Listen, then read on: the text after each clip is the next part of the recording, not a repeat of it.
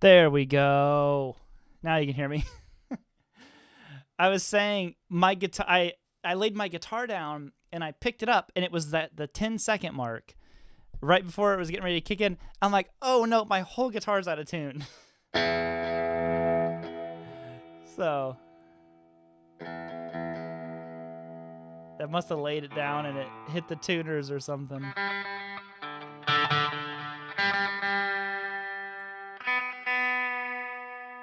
Always something, I'm telling you. Always something.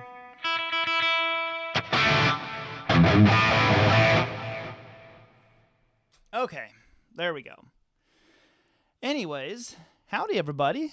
Welcome. I almost said welcome, which I think I have to pay Brett royalties if I say that, so just pretend I didn't say that.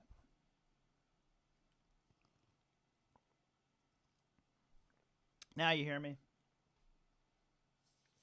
We are good to go. Oh, yeah. So we'll get rolling on the lesson here in just a little bit. Give everyone a little bit of time to file in here. Tabs for anybody who is a member on my Everything membership are over there in the members only video section, so you can snag those if you want to. If you're curious about any of that stuff, there's a link for it all down below in the description as well. And I'll get to the Corso here in a minute. Someone said, yeah, the Chipson video was good. Awesome. Yeah, you know, it was quite the undertaking, to say the least. But I was pretty happy with how it all turned out. Searching for Tone said, hello there. Tried getting on the Zoom the other day. Yeah, you did. We were all sitting there. I'm like, oh, Searching for Tone, welcome. And then that would like leave. I thought maybe you were getting like losing internet or something like that. I mean, tech advice, could see everyone but could not hear or get fully in. The loading screen was blocking me. I'm not sure. Let me see if any of the other members are here. Maybe they can help you. Because I guess now that you're saying this, I haven't actually experienced it on the other side of the Zoom call before. So we'll see if Tim or Mark or anyone show up. Maybe they can help us with that. I'm really sorry for that, Searching for Tone. Yeah, we saw you and we're like, hey, Searching for Tone. And then you were gone.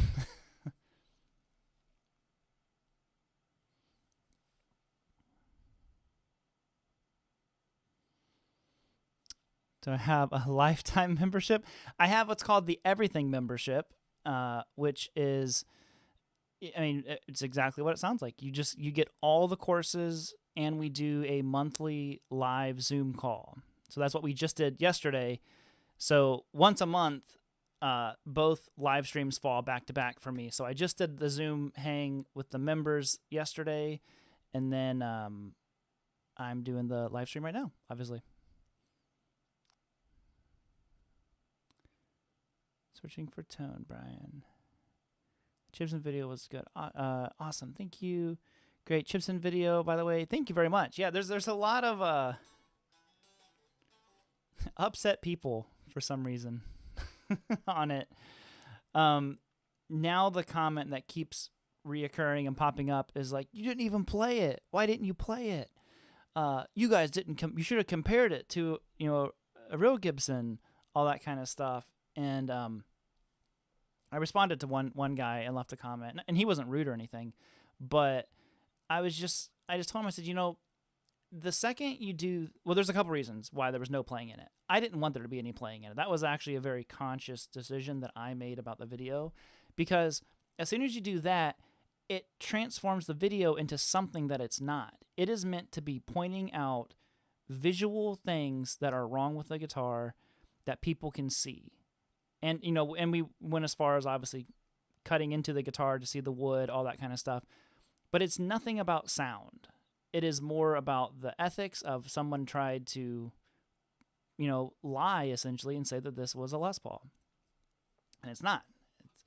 So that's what the video was meant to be about. The second you start comparing it, it turns it into this whole, well, I like the way the Gibson sounds better than the Gibson. And again, the video wasn't even really about Gibson. There's a lot of Gibson haters on the video, and it was about a fake Gibson, but it was never meant to be about how expensive Gibsons are and all this other kind of stuff. So, you know, it is what it is.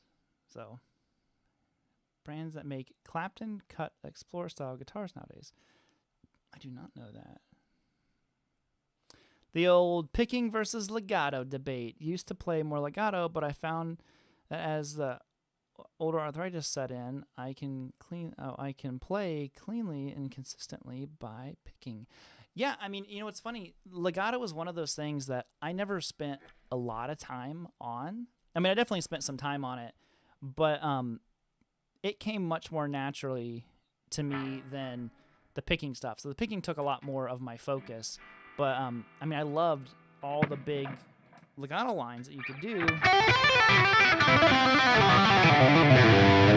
Just a cool sound. And I'll kill the delay here in a second and all that stuff. But we'll get rolling here on the lesson in just a minute. I tend to agree. You could have done both. It's half off now. Yeah.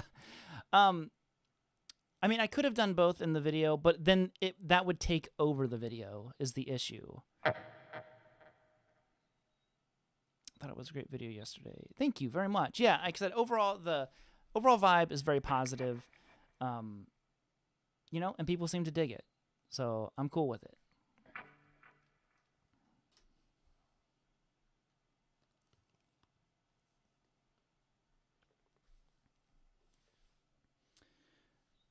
You need to create a course for old farts with arthritis and carpal tunnel.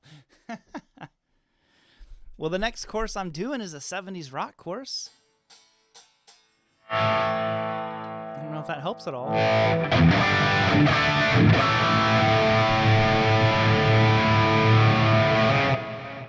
There we go.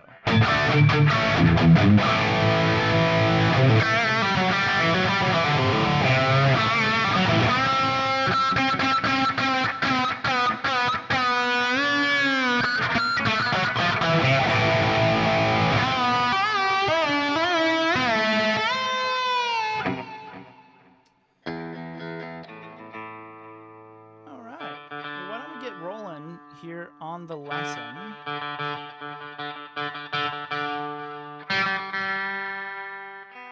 my guitar back. I think I chose the wrong guitar. I haven't played this guitar much recently. And I was just like, I'm going to play the PRS. And it's like, yeah, well, you know what? You jerk. You haven't played me in a while. I'm not going to stay in tune for you.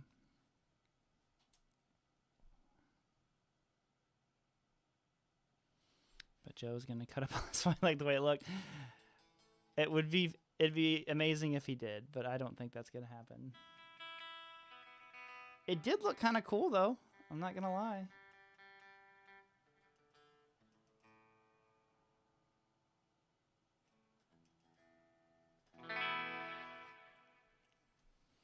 Music with Arthur, what's cracking, yo? Yeah, the DGT was all good. I just have not played it a whole lot. I've been playing my Explorer a lot and stuff like that. But oh look, I got hair on it. So this one's been sitting, and I said I just grabbed it, and I was like, I'm gonna play this one.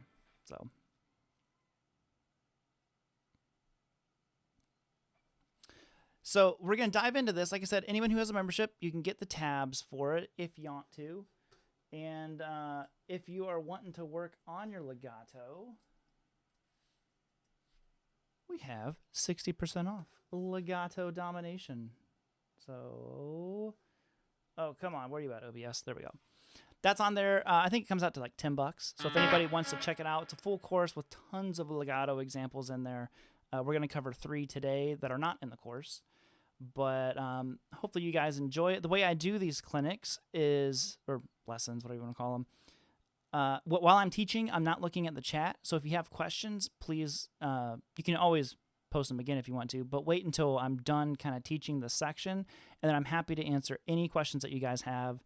And if you do have questions, do me a favor and hit, or when you type it in there, put @RobertBaker, just like my name is here on the channel, and it highlights it for me so I can see it better. Sometimes the chat, I'm just looking at an iPad, so it all just blends together.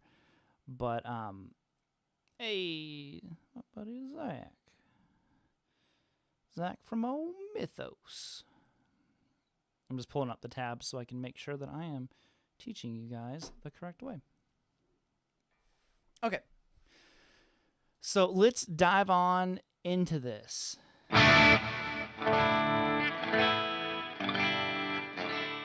We're in tune. Now, legato is one of those things. What's funny is the first time I ever experienced a legato or like hammer-on pull-off phrase was actually in a Creed song. So when I was learning, if you're not a Creed fan, they had a huge hit song that was called One Last Breath. That little part right there was like my first ever experience doing hammer-ons and pull-offs. And it's and it was so difficult to get that down. But once I did, I was like, oh, it's a different sound. You know, legato has a very distinct sound to it. And let me turn my delay off so that's not distracting at all.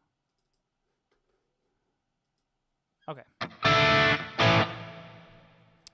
And then, you know, you get into guys like Richie Kotzen and Joe Satriani. And the first thing I want to show you is actually an example that I think I got from Joe Satriani. I don't totally remember. I think I just saw it in like a Guitar Techniques magazine. And it was either Satch was teaching it or he was teaching, or someone was teaching like a Satriani style lick. But it's one I always remembered because it was so good for, one, legato, but also for controlling string noise and just like endurance on the fretboard. So the lick is this. I'll play it fast. So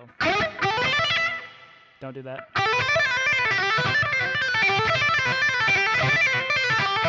Okay, so it's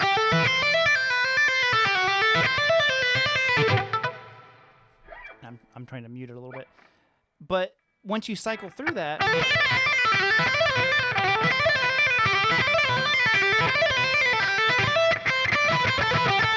I always liked it because it just had this very like circular sound. Any licks that were easy to, you know, to just kind of like play in a loop, I always liked because you can kind of sit there and get the technique or the concept under your fingers and then just watch TV, do something else. Now, what we're doing here is I'm kind of viewing this all as being out of E minor or G major. Depends on what you would be playing it over. But what I'm doing is I'm starting on 8th fret of the B string. I'm going to talk about how I'm pulling off the strings here in just a second. But I'm going to go 8, 10, 12 on the B string. Now, those are all hammer-ons, of course. And then I go to the high string and I go 8, 10, 12.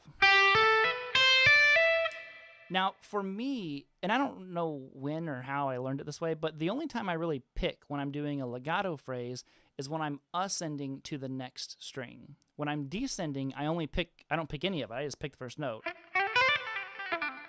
Yeah, there's no picking involved. But when I'm ascending, I always pick the first note of the phrase. So I go pick, hammer, hammer, pick, hammer, hammer. And I do 2 pull-offs. So I have 8, 10, 12. 8, 10, 12, pull off to 10, pull off to 8, slide down to 7. So that part there was always difficult because you have to have a very strong starting note with your legato. The first note is almost the most important note that you're going to play because it sets the tone and the volume for the rest of them. So when I play that lick, in order to have any sound left at the end, and if you're having trouble with this, this is what it is. Your first note needs to be very strong, followed by very, you know, not hard. I think people confuse legato with like how hard you're hitting the string. It's not hard. It has to be technically very accurate. So when I'm doing that, I'm aiming right in the middle of the frets, and I pull them off, and I slide down to 7. Now, whenever I do these pull-offs, it's not in the sense of, and I would run into this a lot with beginner students, they would try to lift their fingers off the guitar. So like if this is the fretboard and they're doing hammer-ons and pull-offs, they would just pick their fingers straight up. And it's not so much like that. It's more of this like looping motion of you're pulling your finger down and up off the string, almost like you're plucking it. Think about how you would pluck a string. Well, or do it the other way with your thumb. That's how your legato is, at least for me. I'm not just picking my fingers up off the fretboard. It's kind of this angled approach. And see if you can see that better. See, I'm really pulling down. So it's called a pull off, but it's more like a pull down. So. Okay, and then I slide down to that 7. Now after the 7, I hammer back on to 8, and I hammer on to 10. Pull back off to 8, pull back off to 7. Now on the high E string, that is an extremely long phrase of notes to not pick anything. So if your notes happen to be just dying out, it's really giving you trouble, don't be afraid to throw in an extra couple pick notes. They can kind of be viewed as like checkpoints, like in a video game or something like that, to where you're playing through this, and maybe you need to pick that 7. It's just checkpoints for now. You want to eventually get to where you pick as little as possible. That's how you get the smoothest sound. So if you think of guys like Holdsworth, or like I said, Richie Kotzen, I think is a really great one. I always loved his legato. Or another guy who I learned a lot of legato stuff from was Mark Tremonti. I was talking about the Creed stuff, but you know, as he went into Alter Bridge and all that stuff, big legato lines and a lot of his stuff. And I always liked his style of legato as well. So, okay. Now what happens here is I go to the B string, and it's going to be 10, pull off 8, pull off 7. Okay, so.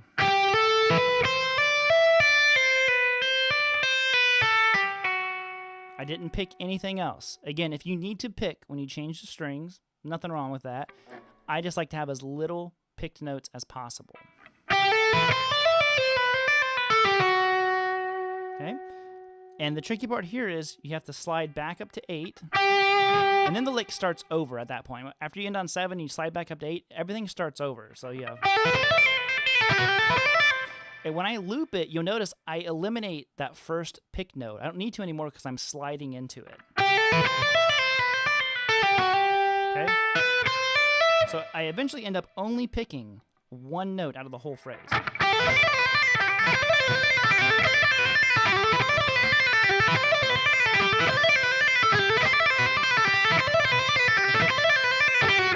Like I said, I'm pretty sure that was a Satriani lick that I learned at some point. But that is example number 1. Now, like I said, if this gives you trouble, use those pick notes in there. Figure out how long you can go with your legato without picking, and just add those little checkpoints in there for you, and try to slowly either eliminate them or move them back a note each time. So like if you're using that 7, that note right there, maybe you're picking that, maybe try to wait until you get to 10. You know, something like that. And eventually you want to get to where you're only picking the one note.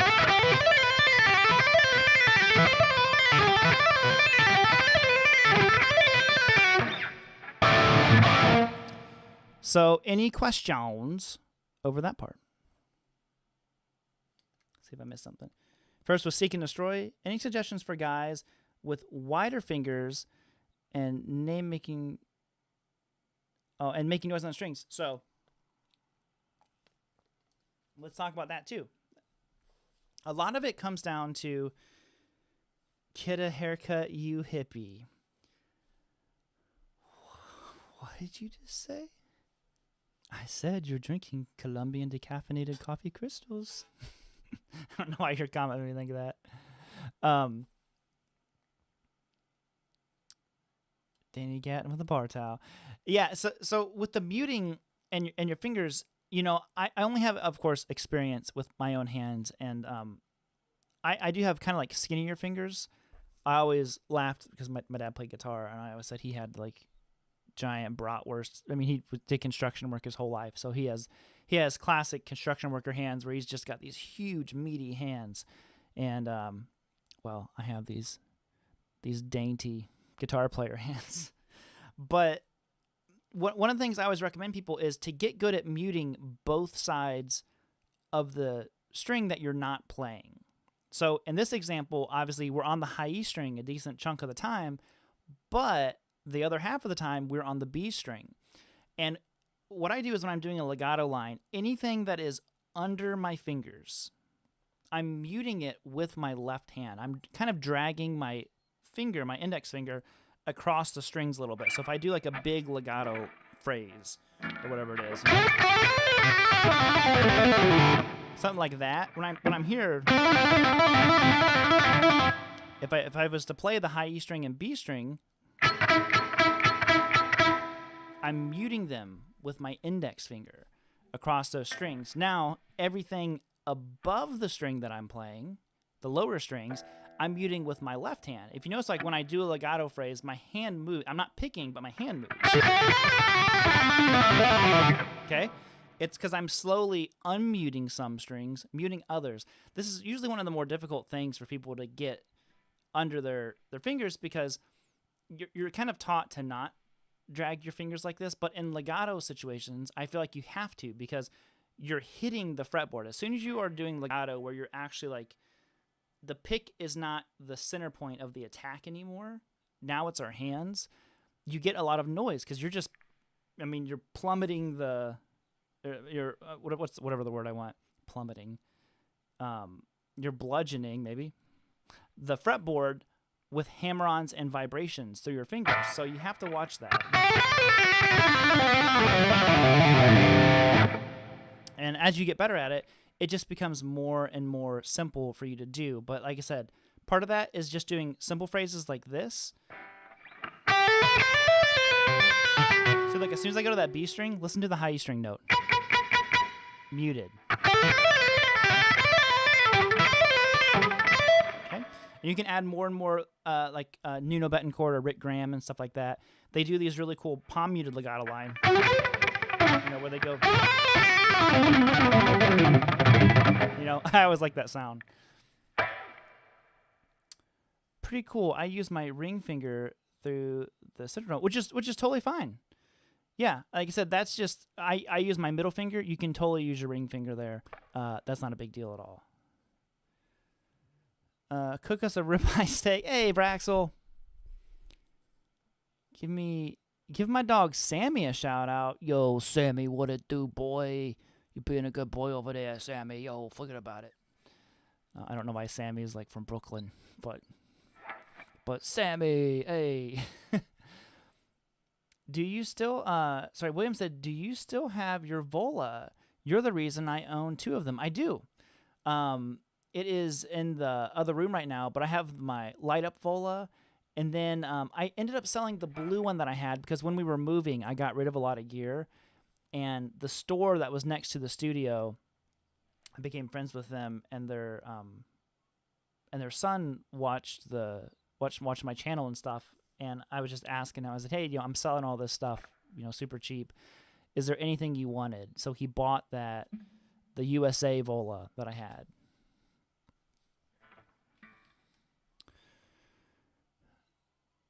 But the Vola stuff is great. Still huge friends with Sean, and of course my buddy Greg. Resident Legato Daddy John Cordy gave a shout out to Tom Quill. Tom is a phenomenal legato guy.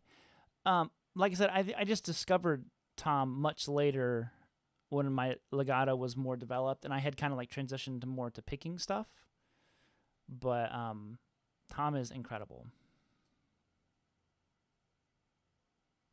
Reb Beach's legato combined with tapping. Yeah, absolutely. Reb has one of those cool, almost Holdsworthy legato-y styles.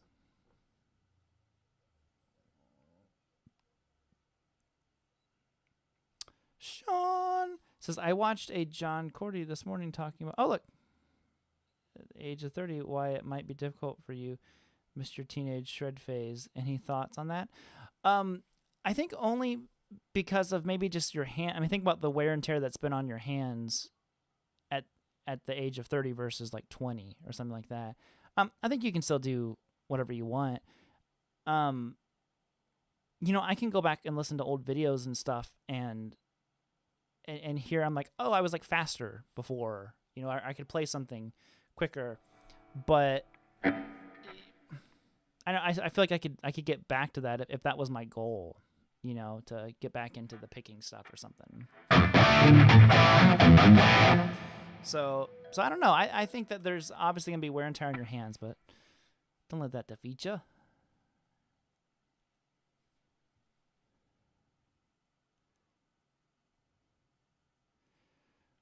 Okay, so let's move on to any questions over the first one, because we're gonna move on to example numero 2.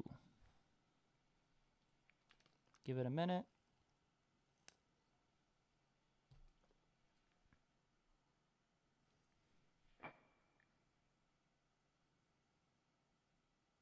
Practice said, I'm 57. Are you saying I'm all washed up? Not at all. I watched Vi doing some weird legato bending thing once. I just sat there wanting to just throw my guitar away. Yeah, Vi is another one we should talk about who has incredible legato, like the Tender Surrender solo when he has that like ridiculously never-ending legato line. It's super cool. So let's do one that is going to stay on one string, but is way more of an endurance thing for our left hand. And I think the camera's shaking. My bad. I'm tapping my foot. But I always liked it because it has a little bit more of a melodic feel to it. And you could move it on any strings, do it in any scale you wanted. I saw someone say something about harmonic minor. But and you could take this idea, this pattern I'm getting ready to show you, and you could move it and put it into harmonic minor.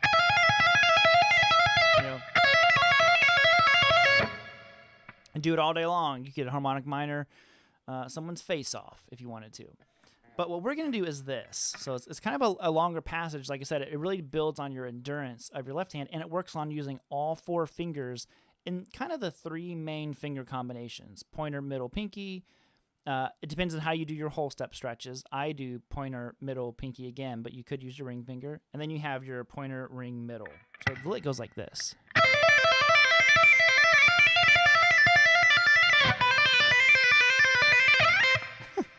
I made the mistake grabbing this guitar. I should have used the guitar I've been playing all week.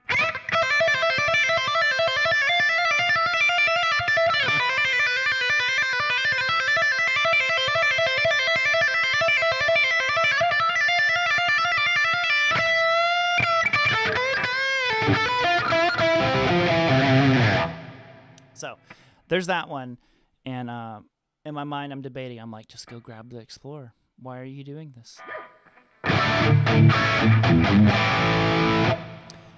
But I use this as a warm-up. Yeah, it's a great warm-up. It's a great pattern to have because you can move it across. Like I could do this pattern across my skill. However I wanted to do it. And it's all just on one string. But I like it because you can hear, I mean, we're outlining chords. You can hear them changing as it's going through it. So the pattern is this. You're going to go 12 on the high E string, pull up to 8, hammer on to 10, hammer on to 12, and then back to 10, back to 8. So it's like you kind of jump back, walk up, back down. So.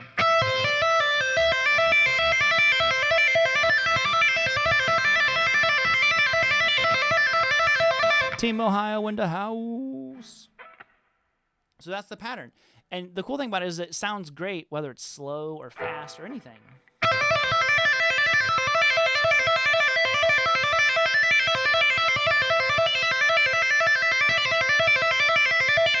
There you have it. Yeah, you know what? Who said that? Go get an Explorer. You're right. I'm getting the Explorer. I'll be right back.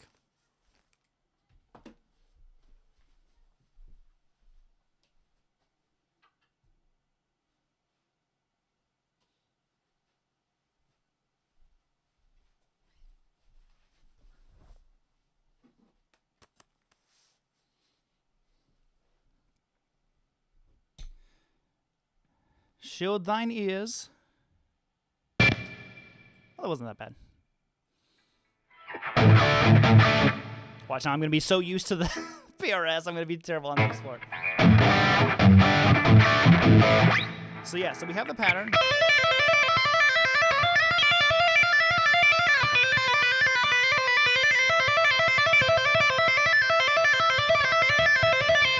So that's our first one. Now you do each of these 4 times. So think about it as a loop. 1, 2, 3, 4. Now this is all out of A minor, is how I'm viewing this anyways. And I'm shifting up to do this next pattern, which is going to go 13 to 10, then 12, 13, 12, 10. Again, repeat that 4 times. Now, make sure you're using your pointer, ring, and pinky finger for this one. If it's tough, that's a good thing. Okay? Now, I wanted to do this because one of the difficult things to do sometimes is when you have to transition past a position. So instead of just doing them all in order, we could have just kept going all in a line. I'm actually jumping 2 positions back now. So you have this one.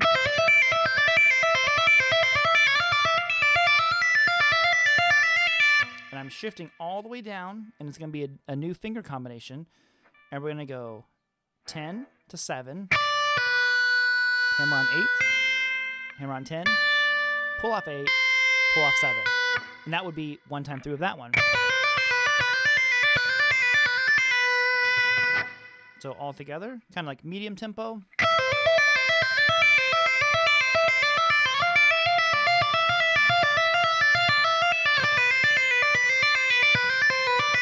Then you go back to the first one. So when you loop it, you end up doing the first one 8 times in a row because you start with 4 and you end with 4.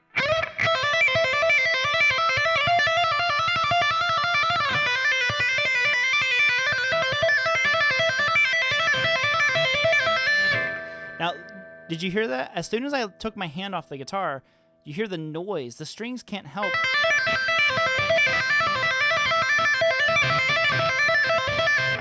The strings are just starting to ring. As soon as I put my hand on it,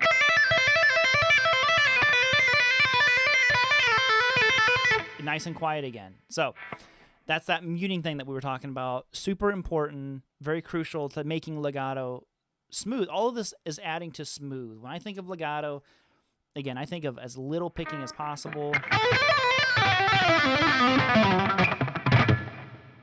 That thing.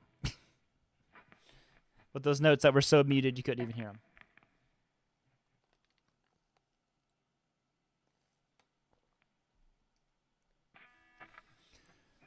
So, questions over that at all? Explore time. Are you supposed to slide into the new position or play it clean? What am I doing here?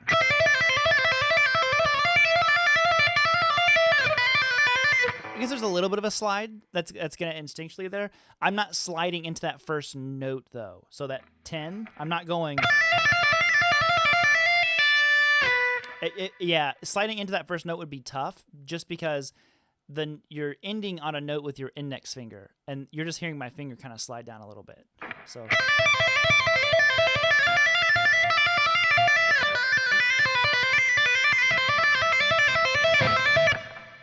Now, the cool thing that you could do with this, too, I keep saying that. Can someone just, like, I don't know, pinch me every time I say, and the cool thing, but it is cool. It is a cool thing. That you could do with this is move it through a scale, move it into different scales. So like I said, I'm viewing this as A minor, but say we wanted to do this similar idea in E mixolydian, you know, for example. I could do it...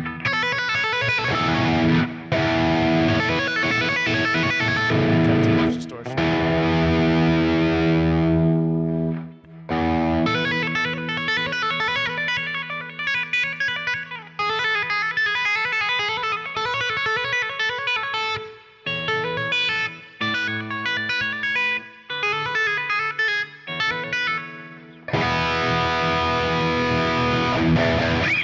Well, anyways, that would be mixolydian, but this, I have too much distortion.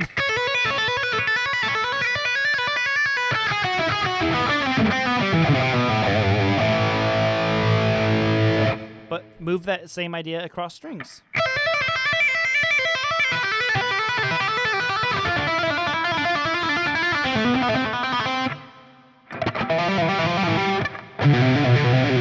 And I'm telling you, it's total finger burners.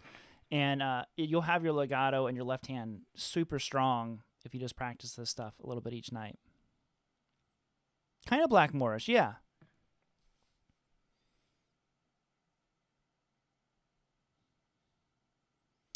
Do you need a string dampener to play cleaner? You can. I don't know. I just never liked those things. But, you know, I don't know. I think I'll just be a little sloppy.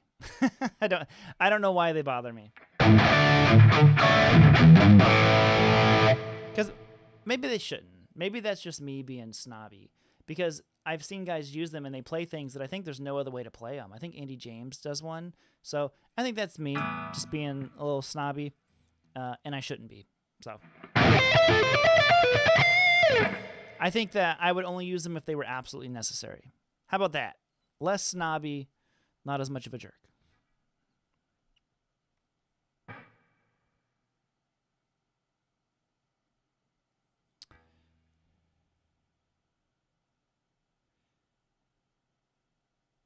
You can do all the dampeners with your hands. That's the way I kind of look at it. But, you know, I think there are some things, like especially when you're doing a lot of tapping stuff, you don't have the physical capabilities of muting the strings while you're doing that. So, like I said, I think there's a time and place for it.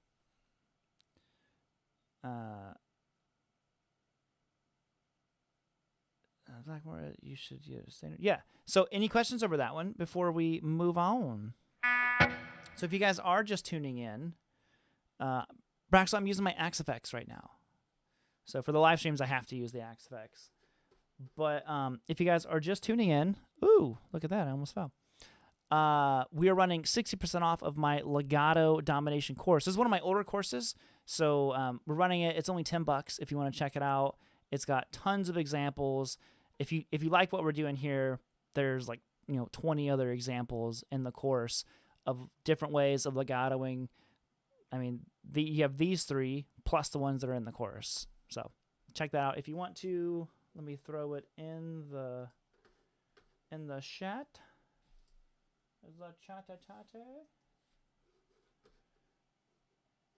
There we go. And then I remember to click OBS. There we go. Look at this. Any of the channel members who are here know I'm a technology wizard.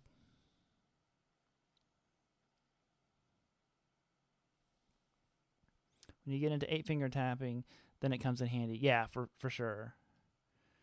Phil Larson said, I'm 66 years young. It takes time and practice. I never thought after 4 years of playing that I could play fast, but playing up to 4 hours a day, it just happens, and all of a sudden I can shred. Dude, that's awesome, Phil. I love it. Use your courses. Thank you. Oh, dude. Bonus points for Phil. Thank you very much, man.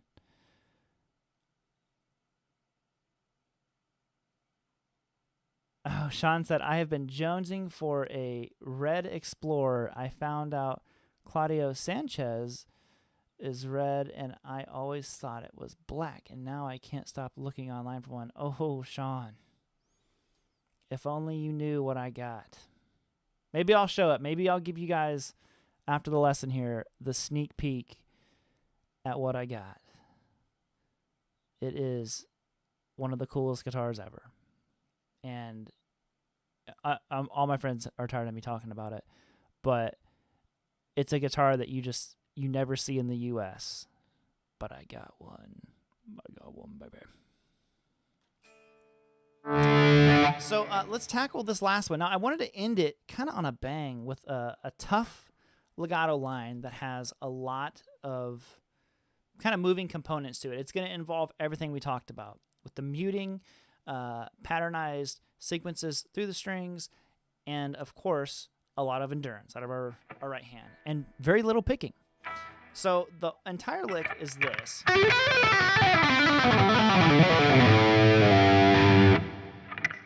Do it again. One more time. Okay.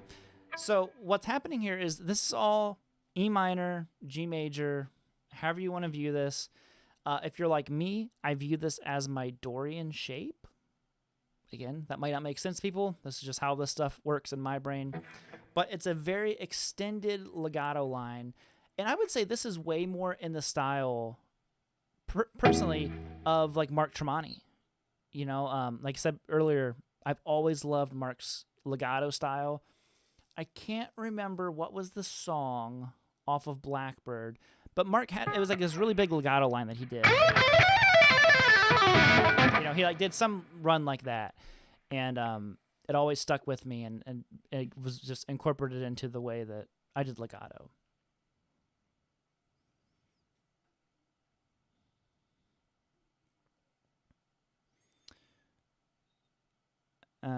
Hand stamina is important for sure. Yeah, absolutely. So let's go through this one a little bit.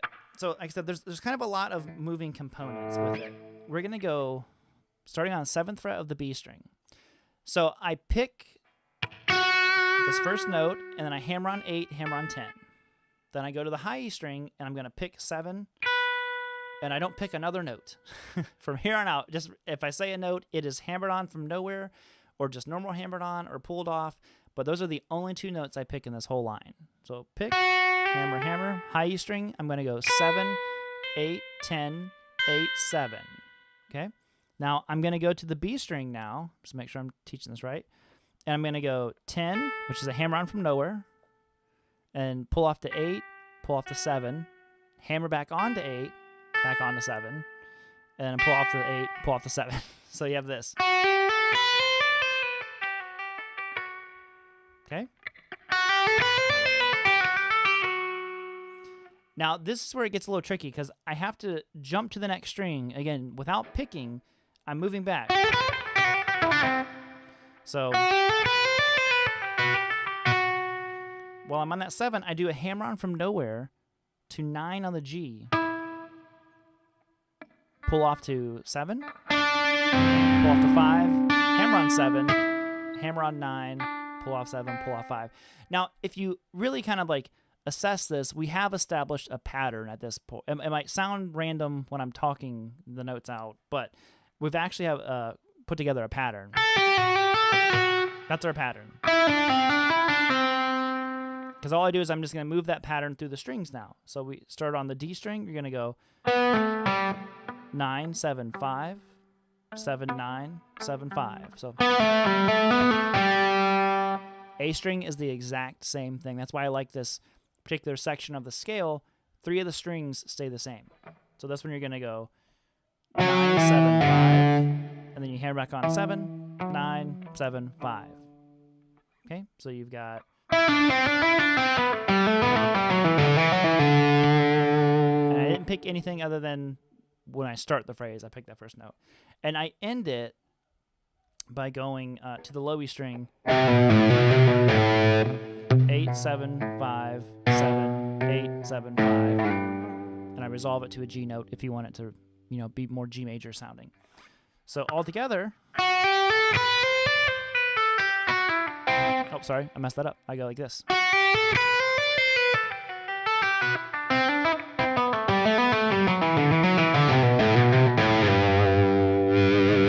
Turn my volume up.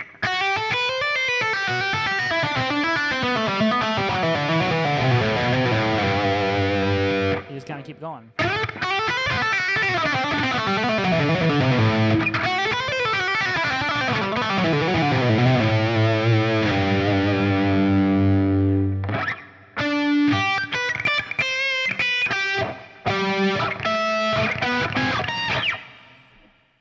Then you do whatever that last thing was too. So that's last one. So like I said, those, if you want tabs, I know that one's a little complicated. You might want tabs for it. Anybody who's watching who is a channel member, the tabs are in the members only video section over there on my teaching website. Can we talk in scale degrees instead of numbers? We totally could. I feel like that confuses more people, and that's just strictly from, you know, the years of of teaching stuff. Like I've experimented with that with videos, talking in notes, degrees, and frets. And frets are definitely what everyone prefers. Although I do recommend learning it in all ways. So whatever is, the most convenient for you, I would go about it that way. Funny you mentioned Tremonti. That's where I picked up a lot of legato runs. Him and Vi. Yeah, he has a really, really good one. And he had an amazing DVD when I had it still there. It exists. It called Fret 12 Sound and Story. And he had one. I just remember stealing a lot of those legato lines.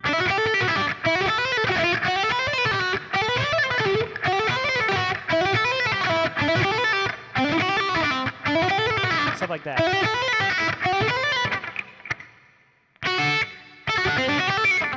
I can't remember them off the top of my head. But again, like I said, that's where I stole a lot of this stuff from, was from Mark. And I think he got it from guys like Vi and Satch and all that stuff.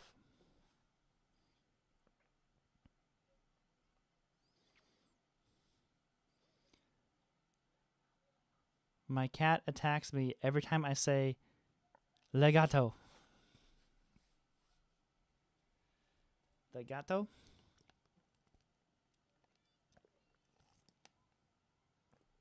I guess not a lot of people like the musical vegetables. Kids should eat their vegetables. I mean, yeah, by all means, I think it makes more sense to do it that way. Arnie Music in the house, getting his legato on right now. But yeah, there's a couple ideas for you. Like I said, it's if you want to check out the legato domination course, it's one of my older courses, so we have it marked way down for you. It's pinned at the top. It's linked in the description. I've posted it enough. I don't want to just bug you guys with it. But one thing when you're doing legato, what you do is you take your pick and you just go like this. It ricocheted off the guitar. And you get rid of it because you don't need it, because we are legato people now. Legato.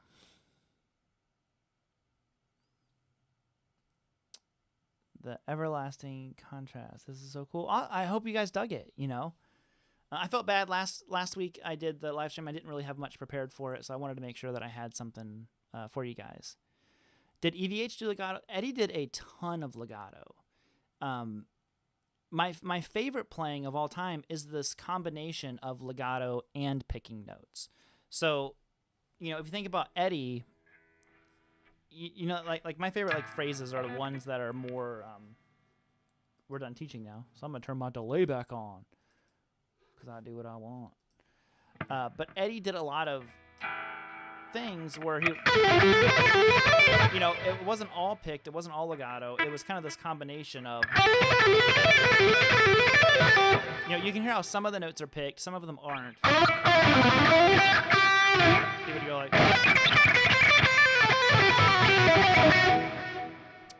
And then think of the jump solo. It's a big legato line.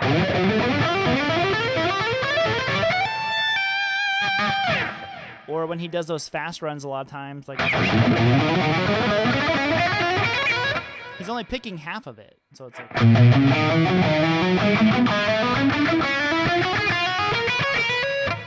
Okay? Like I'm the one. When he does those runs.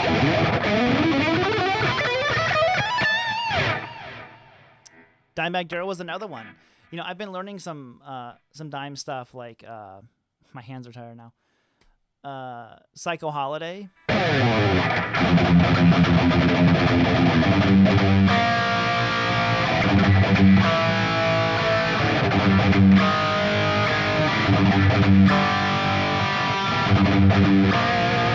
All that stuff when he does the solo.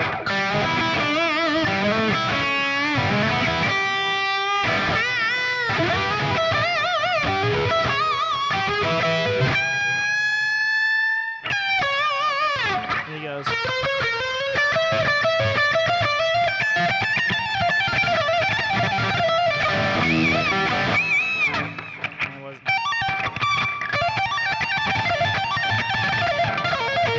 All those blends. I mean, it's very legato heavy.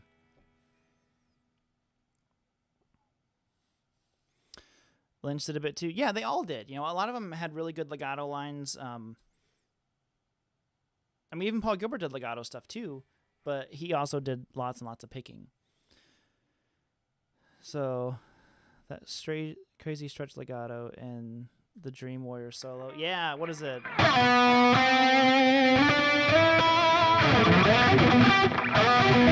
it go?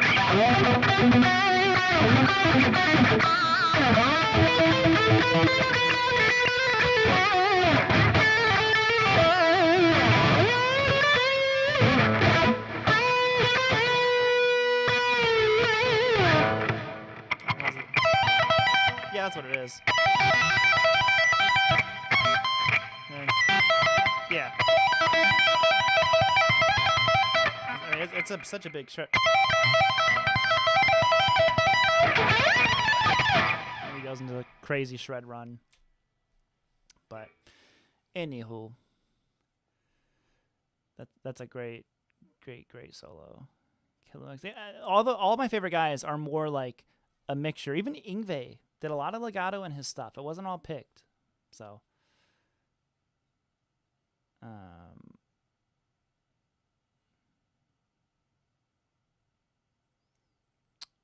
Salty General, you're not blocked. Why would you think that you were blocked?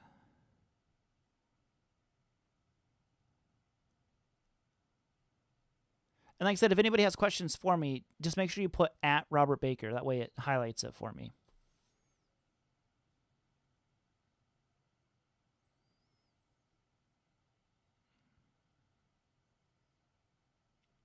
A lot of those guys had huge fingers.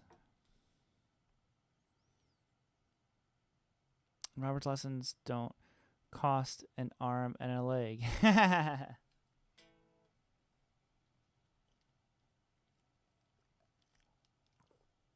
You exist. Oh, was it Slide? Did I read it? Did I read your name wrong? It's all gone now. Can't read it. Michael Romeo. Oh, man. Incredible. You said Andy Larock. I thought you said Avril Lavigne. I'm like, does she have really good legato chops? I don't think I knew she played guitar. She had a signature guitar, didn't she?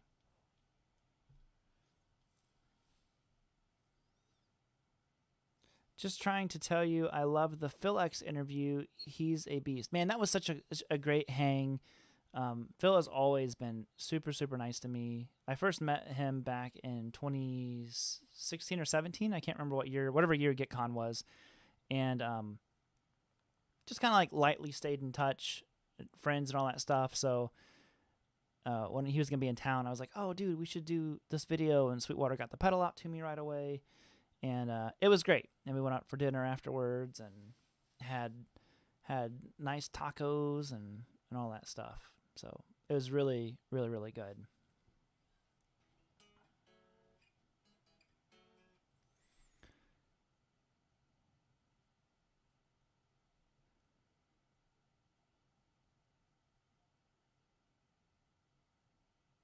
Refresh the chat, and he came back. Yep, great run of recent videos. I'm super, super thankful for them. You guys have seemed to like dig them, and well, you know, I had a couple different ideas for once. You know, I have like a Guitar Stories video I shot with Jared James Nichols that I've been working on, and that's a really cool one because Jared's just, I mean, a great player, but also just a good hang.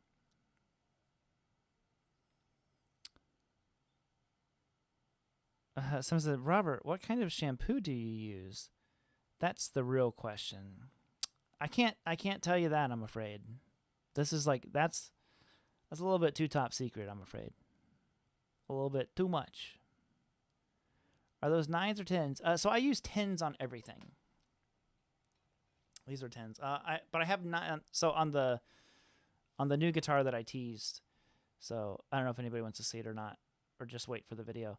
But I'm working on that video too, so I'm writing a song for it, and it's the coolest guitar. Like I said, you never see them. I shouldn't say that. You see them, but they're always in Japan. They're never in the U.S. And this one was here. Drop the JJN video. Yeah, I've been like slowly editing it, and you know, I have another video that I'm waiting on something to get here from Sweetwater. It's gonna be like a mod video that I'm excited to do. So it depends on what gets here first.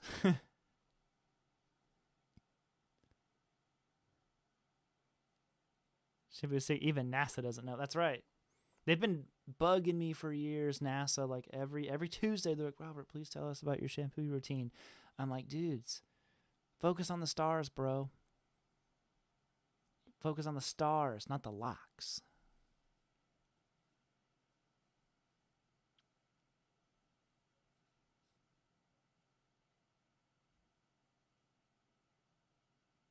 Pumped, yes. Yeah.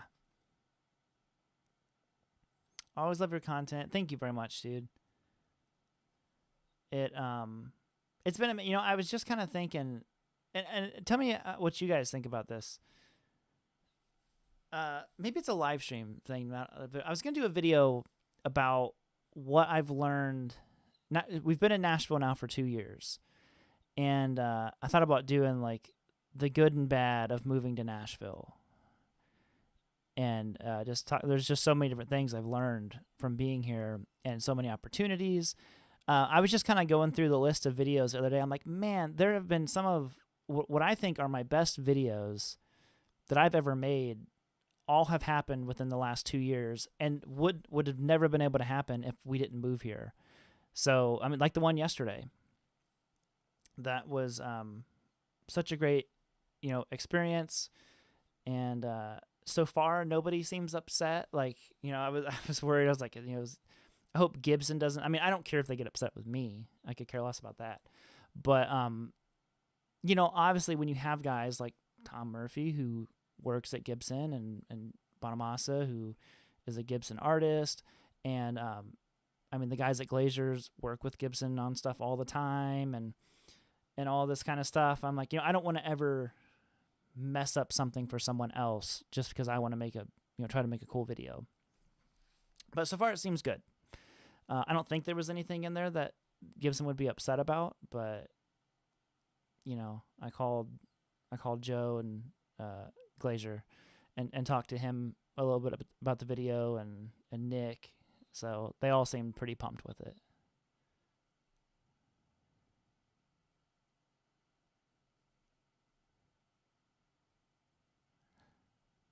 Be a great snapshot. Yeah, I think that's a good idea. Yeah, so I might do that video, because there's some really, really amazing things about Nashville and some, you know, not so amazing things.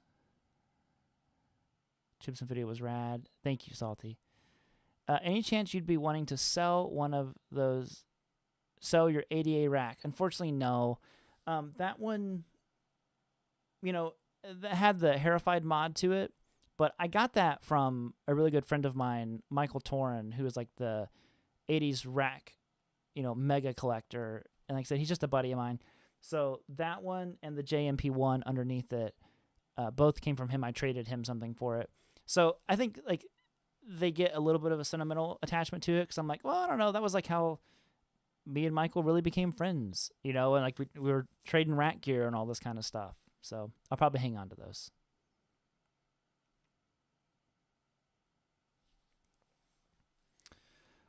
Can you show us a super quick sweep picking exercise for beginners, or do you have a video? I probably have a video somewhere, but I'll show you one that I think a lot of people tend to neglect, if you want that, because typically, and I'm guilty of this myself in sweep videos I have for beginners, that I show it everything's on higher strings. You know, all that stuff. But also work on just your sweep picking, this style of picking on lower strings.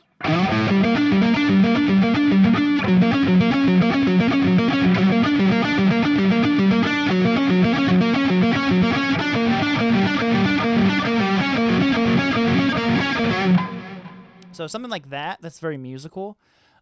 was always fun for me to practice. But it's lower strings because what would happen is you practice all this sweeping stuff on the higher, thinner strings, and you get to the lower strings and you realize like, oh, snap. This is like a whole different feel, different tension on the strings. The strings are thicker. It's harder to get the pick through them. And you end up sweeping like, you're like, because the string tension's not there. You need to practice it almost like two different halves. You have like the top half, and you have the bottom. And you put them all together.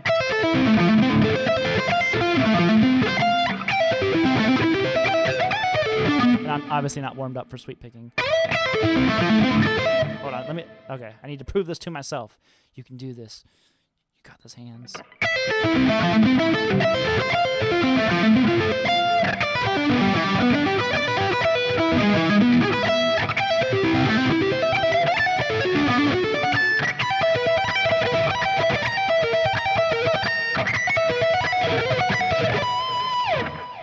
That wasn't as terrible as it could have been.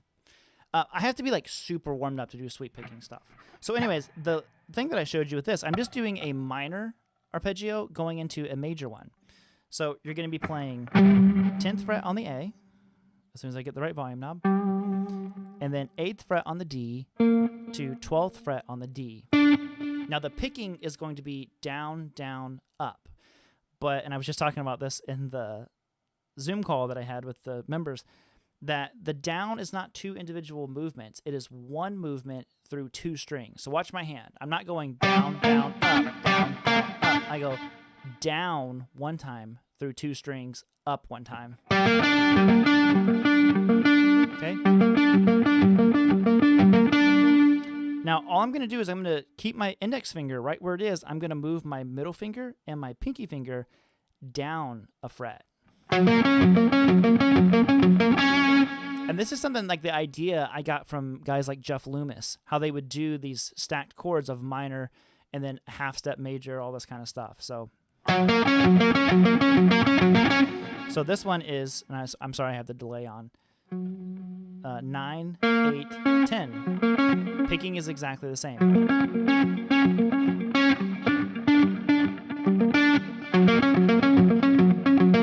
Okay? And what you can do with stuff like this that I always thought was cool is, and this just helps you figure out how to move things. Because one thing I should say before we move to that next idea, see, the wheels are just turning now, is anytime you practice something like this where I'm doing two downs and then one up, make sure you flip the lick around, play everything backwards, and go down, up, up. That way you're working on your picking in both directions. So, same concept. Okay? Now let's find all these notes on our low E string, because there's something really cool that you can do with this. I just said it again. Really cool. So this is starting on a G note. So I'm doing a G minor arpeggio. And okay. What if we did it with octaves though?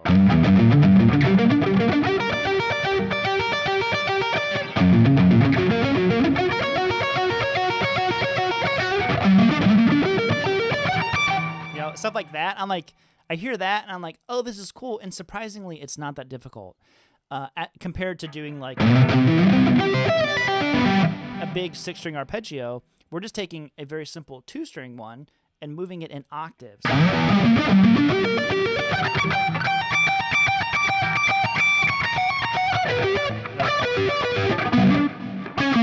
That's what it is.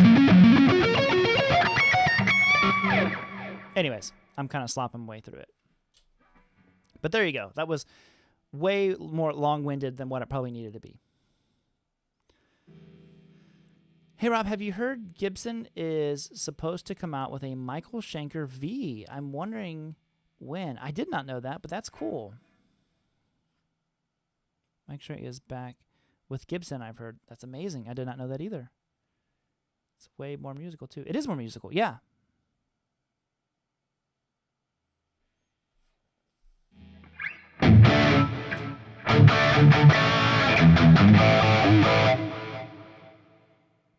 Because it's the same shape over and over. Yeah, exactly. That's the thing. It keeps a consistency throughout the entire thing. So it's the same thing like if you learn the Miracle Man solo by Zakk Wylde.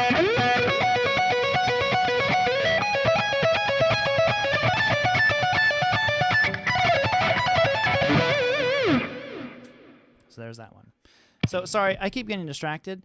I went to, someone asked for it a little bit ago. I want to show you the guitar. And Sean, if you're still here, I think you will be pumped.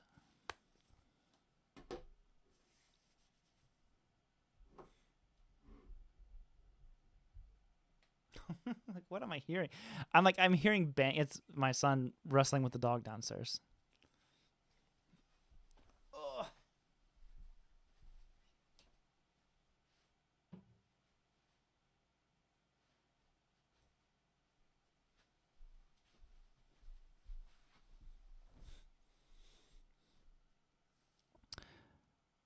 Are you ready? Sean is here, and he is pumped. All right. If Sean wasn't here, I was just going to put the guitar back. I wasn't even going to show it.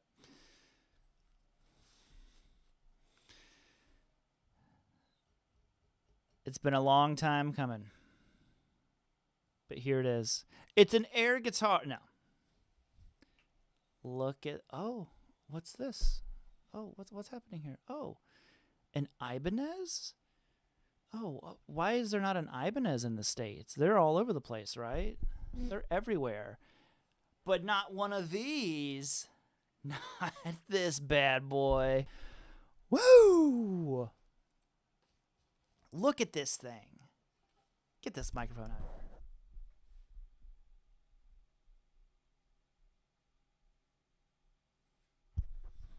Freaking Destroyer 2. 1981 Ibanez Destroyer 2. Same thing that Adrian Smith played. Phil Collen played. He had a 3-pickup version of it. That is such a cool guitar. Only thing missing on it, it's all stock, except someone took the neck pickup off of it. Adrian Smith Destroyer, that's right. Originally, these had a cover on them, but I'm assuming whoever had this before me was a big Adrian Smith fan, because it's the original Super 70s pickup, but it just, you can see the solder marks inside of it.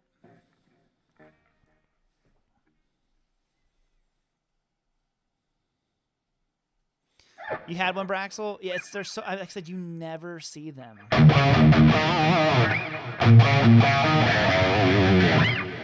I was just like on a whim looking, and I looked, and I was like, oh, look, here, there's Destroyers. That one's in Japan. That one's in Japan. That one's in Japan. I'm like, whoa, this one's in Chicago. And PTD,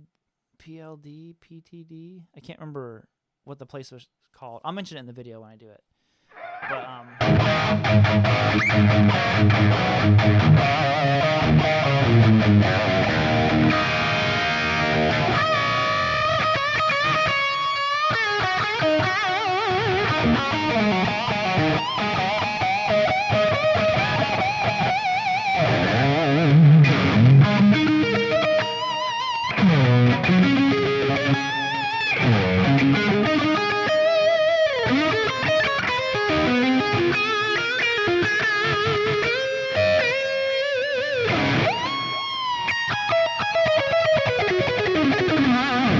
such a good guitar.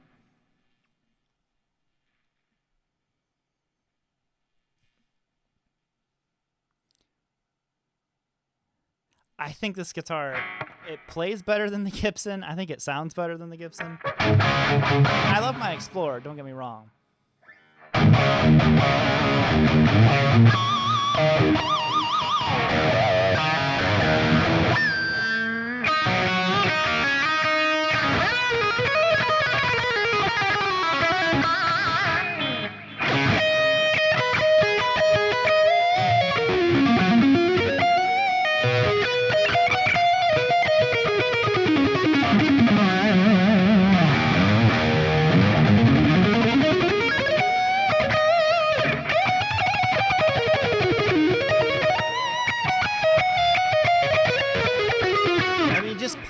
Like butter. It is so easy to play. When I said I've been playing my Explorer all week, I've been playing this thing all week, it's probably like the easiest playing guitar I have right now.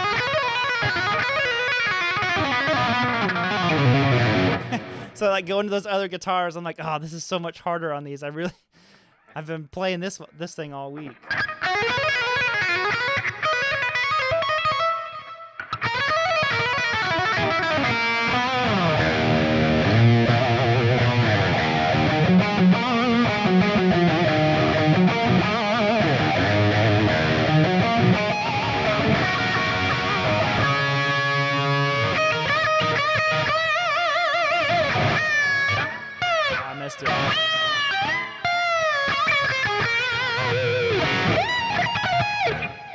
Anyways, what did I just see? Guitar Man, I do have a Carina Explorer with dirty fingers in it. Ooh, I bet the thing sounds awesome. I've never played one of the Carina ones, which is mahogany.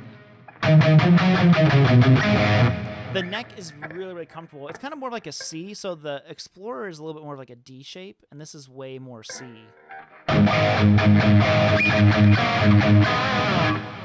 You got the original case. I believe it was. It came with a soft shell gig bag. They did not have the original case. I found a case, but it's for. So this is a DK 300.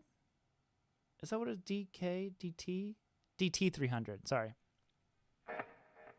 Because it is a set neck, not the bolt-on, but it's like it must be a later 81 because the real early 81s had binding on the neck, and this one does not.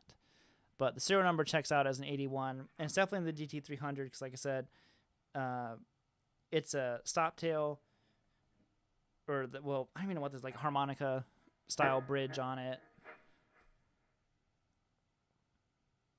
Sounded like a rat riff a minute ago. Yeah.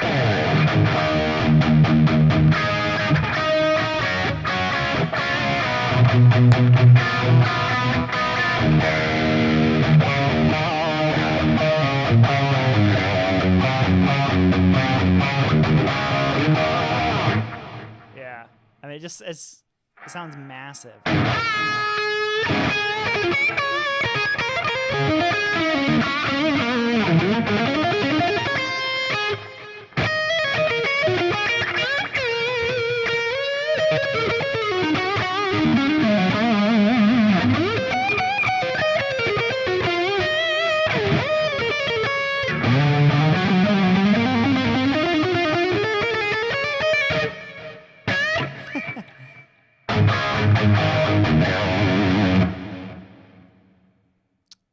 Sonic guitar. I definitely, because like I said, this is the only thing I've been playing all week. So when I was like, I'm not gonna play it in the video, I'm gonna wait for the video to come out. But then when Sean said Red Explorer, I'm like, well, now I have to play it.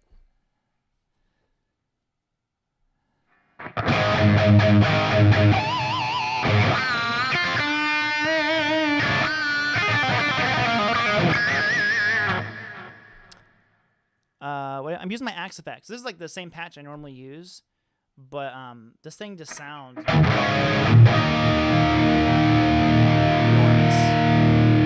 It's a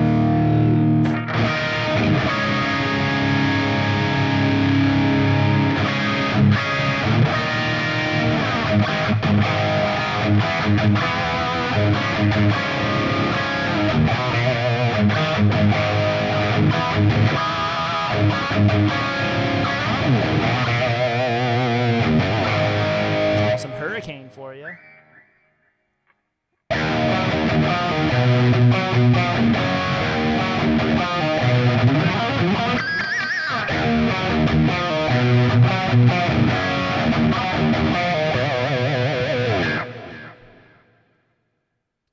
Have to look one. Dude, I'm telling you, Guitar Man, you would love it. You would absolutely love it. Also, we missed you on the Zoom call yesterday, buddy.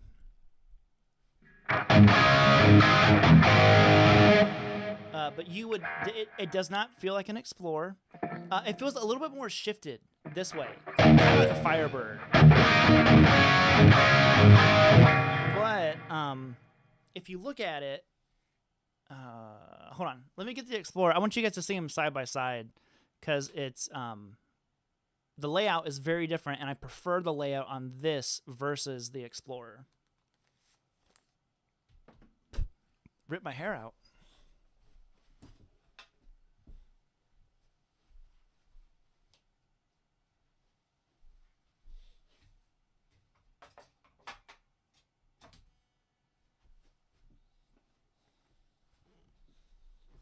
Just a clown show over here, knocking stuff over. Okay, so check. I'm telling you. Luckily, this thing's already dinged up. So look at the layouts of them.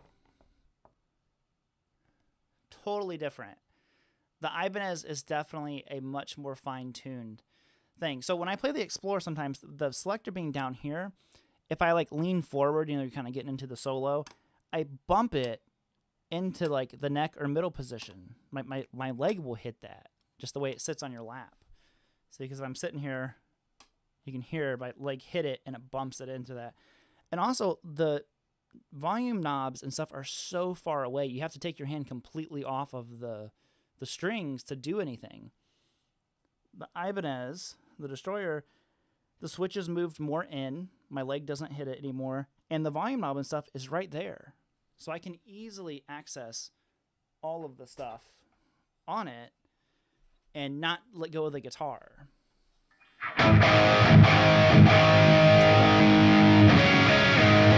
Everything's closer. It's easier to do everything. Scarified?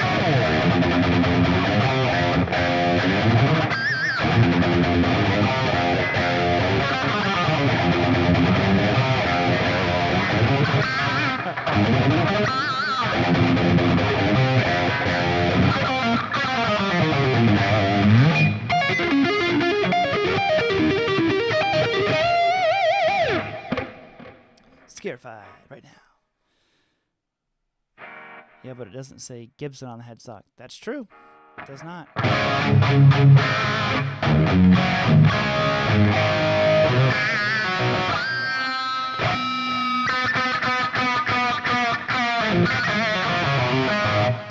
Cool thing is that this is, they're cheaper than a Gibson. One plays Def Leppard, one doesn't. Oh, yeah.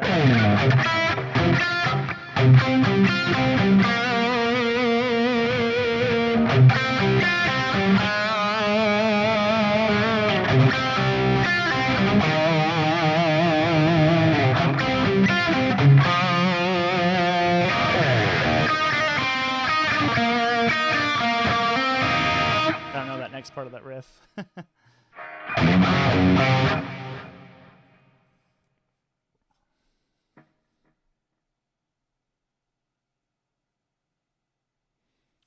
How are you going to play the hard?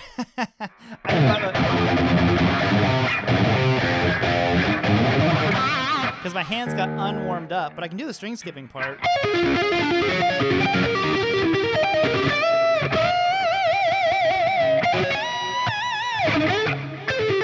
How does it go? I'm trying to think of it. Is that what it is? I don't remember that next part.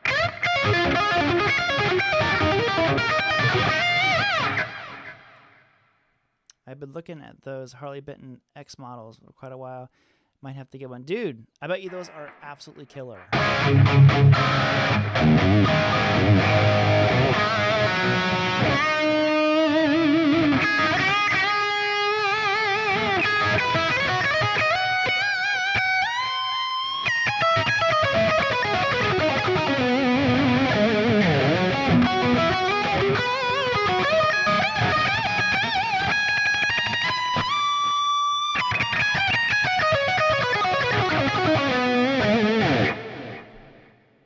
I found it on Reverb.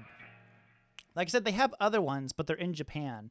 They also made one that has 3 pickups, which is the one that Phil Collins was kind of known for playing, from Def Leppard. And then this is the one that Adrian Smith from Iron Maiden played. And they made another one that Paul Gilbert played. So Paul Gilbert played one in Racer X, but that was actually an ice destroyer, if you've ever seen that one. So Paul and Bruce asked Ibanez to make them a destroyer because they liked Def Leppard, who was playing destroyers.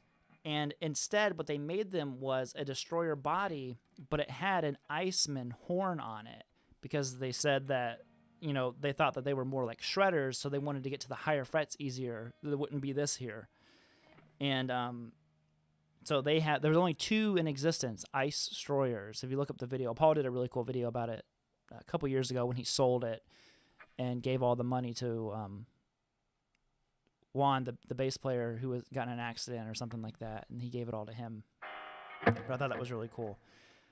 So then later, Paul gets one. They made one that had a maple top that was like a burst with flame maple on it and stuff like that. So that one's also really cool. They actually have one of those on Reverb right now, or they did, but again, it's in Japan. Or maybe that one was in Italy, out of the U.S., though.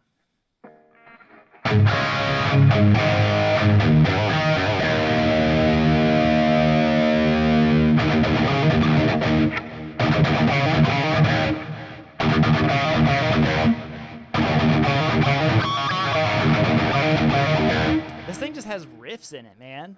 Like, as soon as I'm like...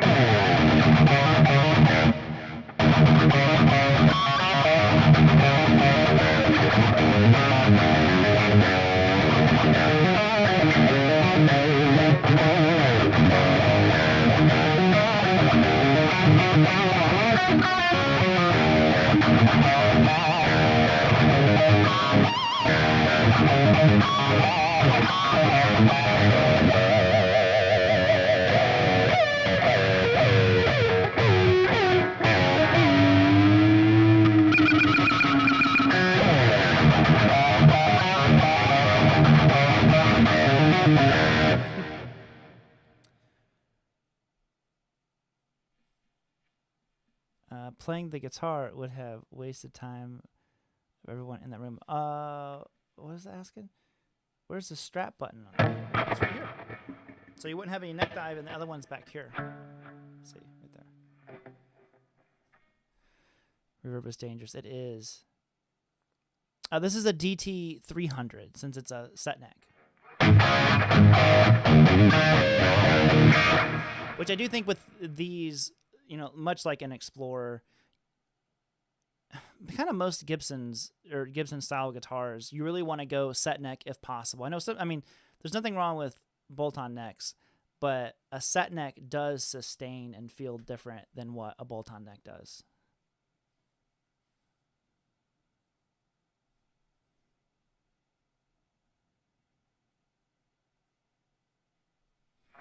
Uh-oh, Guitar Man. There you go. Look what PW just said. He said there's a flame maple one on Reverb in Gaithersburg, Maryland, $26.50. Those are the expensive ones. You get the maple top on them and all that stuff. Those are significantly more expensive than the solid color ones. Hello? Hello?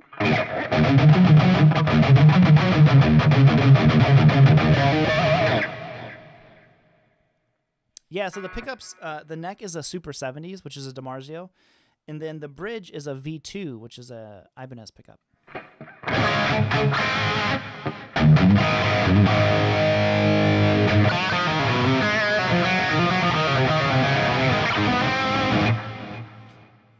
Dude, I need to get a BC Rich at some point, like a gunslinger. That'd be so cool. I can legato better than alternate picking. Yeah, you know, there's a lot of people, you know, you tend to favor one or the other. Unfortunately, none of us get to just have both, and like the other one just requires a lot of work. D2, so the D200, I believe, is the bolt-on neck, though, isn't it?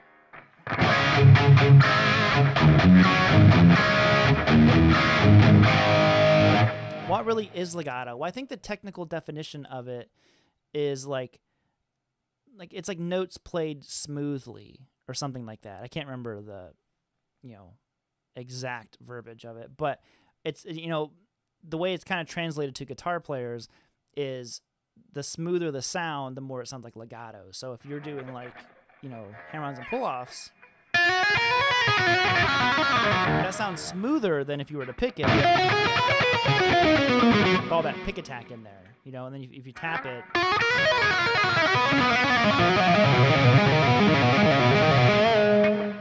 kind of has that smoothness to it without all that pick attack in there.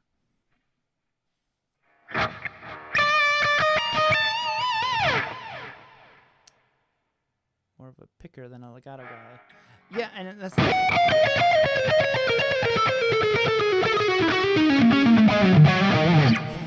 Carol said, Robert's lessons keep you on your legatos. Ayo!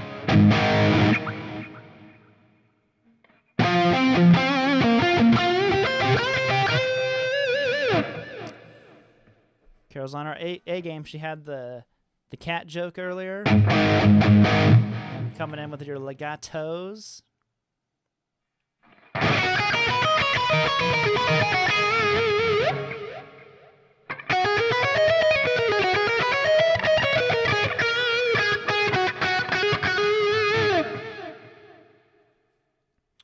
my hands have to be re-warmed up.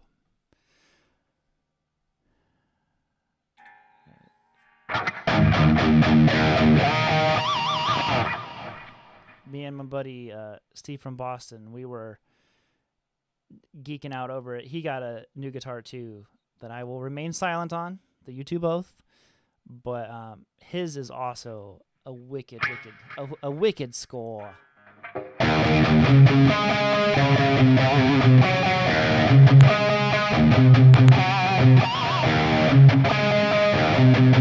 I tell you what I like about this guitar. It's when you hit the open string. Certain guitars have this snap to the note, and that there's this. I can't even describe what it is, but it's like the note almost goes sharp or something, but it doesn't quite go there. I don't know. It's just some guitars do it, some don't.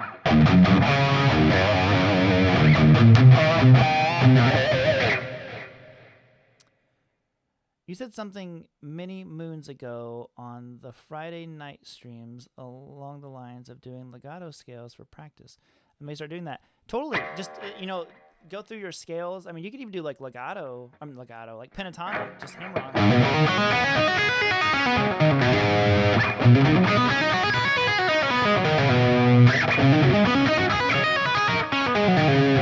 Stuff like that. Or just go through, pick a key, just do G and do all of your shapes.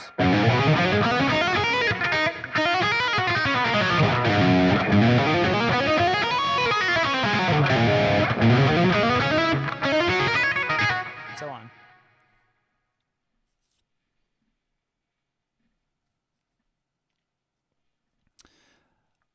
Do I still play my Relic Friedman Vintage T? You know what's funny? I don't. I just sold that. A friend of mine wanted it, and I sold it to him. And what was also funny was because I just got it. It had an input jack issue, so I didn't play it for a little while, and I had just gotten it fixed. And then but I was like, all right, I'm back to playing this guitar again, because it's as soon as I got it fixed and played, I'm like, man, this guitar is awesome.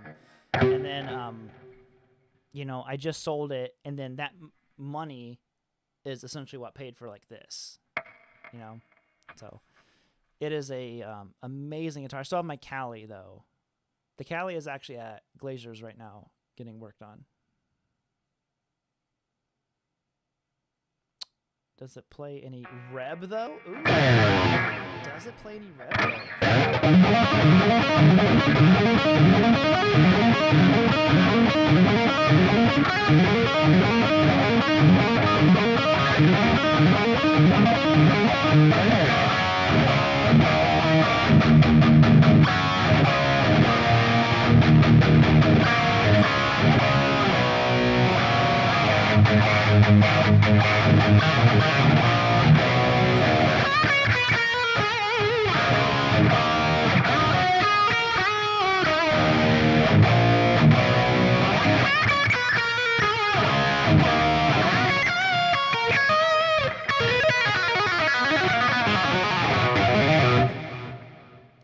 next part is.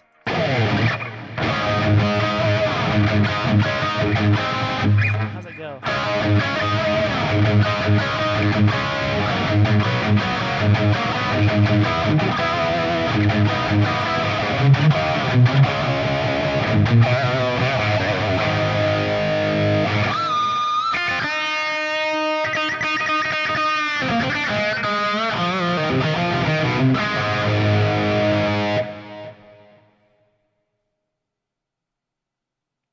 Cinderella.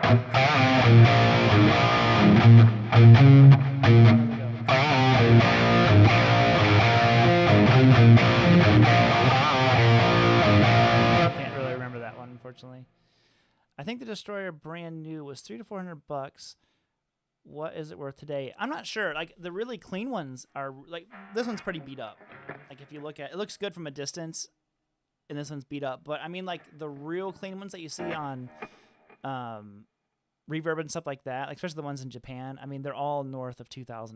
So that is significantly more than what like the one that was on here was like $2,600 or $2,700, way more than what I paid for this, but it's in much better condition. So I don't care if my guitar's beat up. I'm going to do that anyways. But I said off topic, but do you have any problems with outside string? What does it say? Problems on outside string changes in faster tempos. Yeah, I mean, anytime it's stuff like that, like I just have to slow it down and work on it and build my way up to it because that stuff still gives me trouble.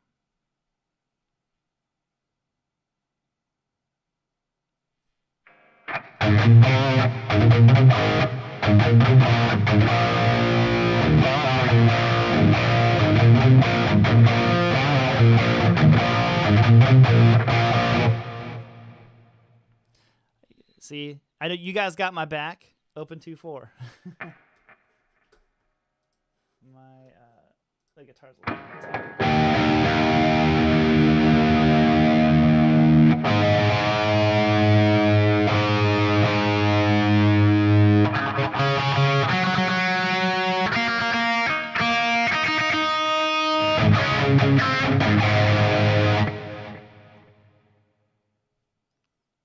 Will it be looking? Well, I'll be looking for it. Robert, this one does sound awesome, dude. I'm telling you, man. I didn't know what to expect because the issue was I had never played a Destroyer before. I'd only seen them. Like I said, I remember. I think it was a promotional thing that Paul Gilbert did for his album Spaceship One when he had like the space suit on. And I remember him having a 335, and there was a picture of him somewhere where he had an Explorer, but Paul like never plays anything that's not Ibanez, and it was a Destroyer. And then obviously I remember Phil Collin having one in Def Leppard before he was with Jackson, and then of course Adrian Smith had one.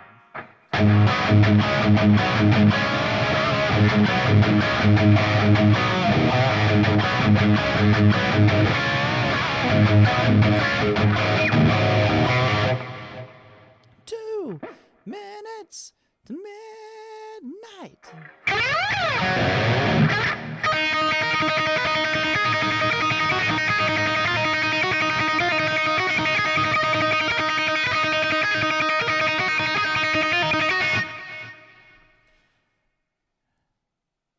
Very Unchained.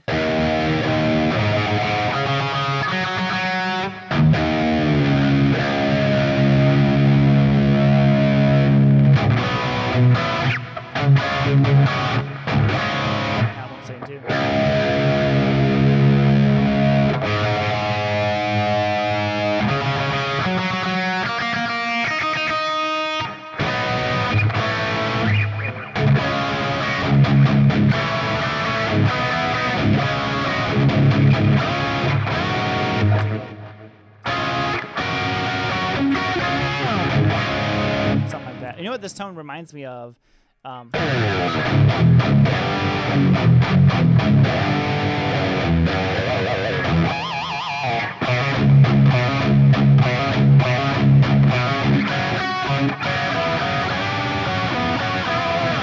that part goes.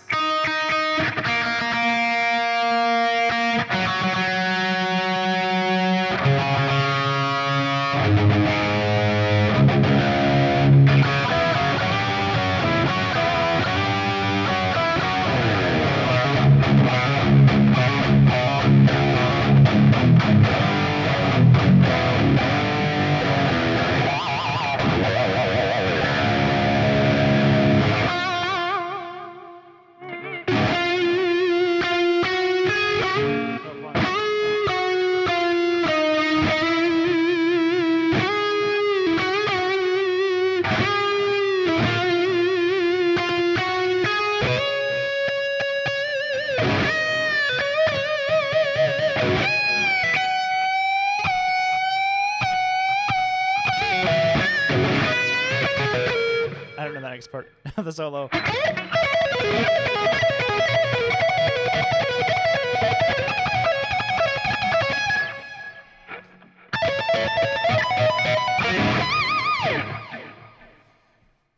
A crack in the window is a light in the night. This thing just grabs harmonics. It gotta be the pickups, whatever the V2 output is.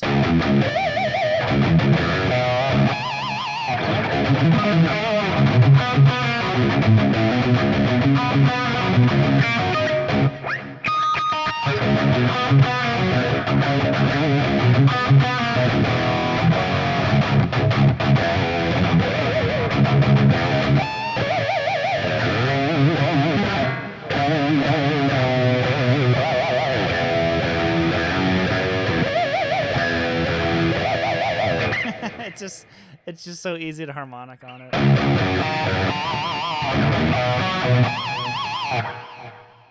So, anyways, 2-string bend pentatonic.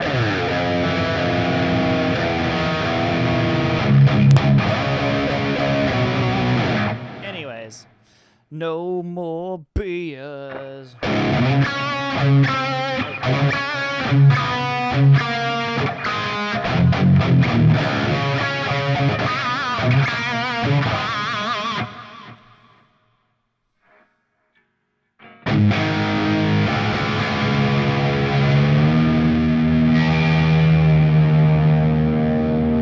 Super 70. I mean, it's just.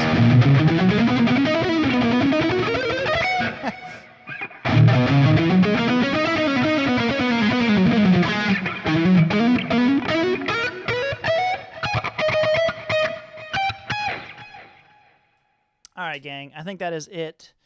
I'm ready to go eat some dinner. I keep hitting the headstock on the desk over there. So thank you all so much for tuning in. If you are still here, hold up. Wait a minute. What am I trying to click on? And you want to check it out. If you missed the Legato portion of this, I do take the live streams down. So the recaps are kind of only like readily available for membership people. But if you want to get your Legato on, check out the Legato Domination course. It's one of my older courses, 60% off. It's, I think, $10 after the discount. And, you know, we'll be back next Monday. And I should have another video for you on Sunday. But, you know, if you haven't checked it out yet, check out the fake Les Paul video that we just posted. That was really fun, a lot of work. And I appreciate so many people, you know, they seem to be enjoying it. That was almost Slayer playing number 2. Yep. All right, let's see if we can do this. I've gotten pretty good at getting this outro timed up just right. So let's see. Can I do it all the way from over here? All right, check this out. Boom. Boom. Don't fail me now. Deuces.